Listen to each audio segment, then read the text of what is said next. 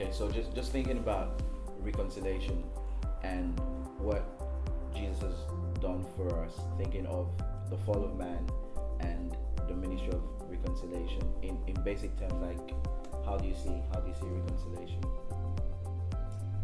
I personally love the story of the prodigal son, of how, he first left the family, having a heart of anger towards his family, but after some time he did return back to his father's home, and the father was so open to receive him back.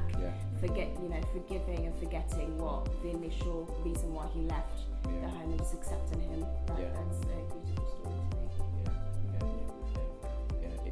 It's amazing because I think when we look at the story of the prodigal son, what we find is that he didn't have to do anything else to earn that love. We actually see the father just waiting for him. He was way ahead of him, just anticipating his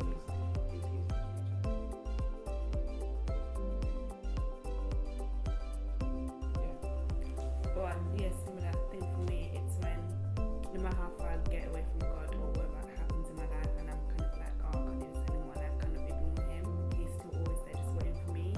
Like I come back and I'm like scared because he's gonna shout me like my mom would, for example.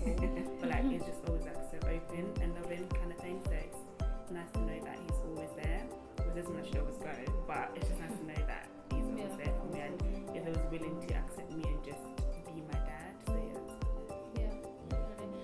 I think like the prodigal son, I feel like I've lived that a little bit, just in the sense that from a very early age, I just remember not having a good relationship with my mom, and once I experienced God's love and I was like, hey, like he actually wants to spend time with me, and he wants us to be together and do community and have fellowship. That's when I was like, okay, that's the same thing with my mom. So when I turned what I experienced with God onto my mom, and I was like, hey, I want to have fellowship with you, I want to have community and actually live together and whatever, and actually be in the same house and do life together. I definitely experienced that, like that reconciliation. And just following on from that, like that's something that I've experienced in the sense that we're suddenly able to give love because we have experienced love in that sense. I love the scripture that says, Romans 5, that says what the love of God is shed abroad our hearts, and that becomes so real when you deal with situations and circumstances where people have let you down.